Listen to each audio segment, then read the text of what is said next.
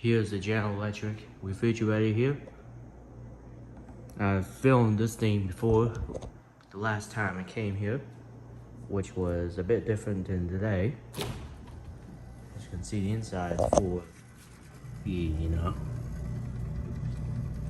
I think the light bulb fully went the last time, but I guess it's starting to go out. Like, look at, there's like less lighting in here.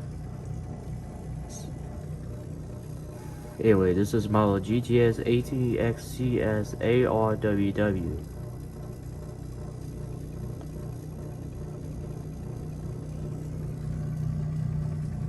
Why is it doing that? It's the temperature control. Light bulb still works, but it's about to go out, so it's not gonna last any longer unless you replace it. Freezer, as you can see, it's already getting cold up in here.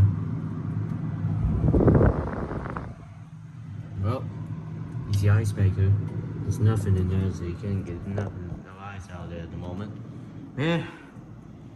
Anyway, there's nothing else to add to this since I filmed this scene before. Well, that's about it.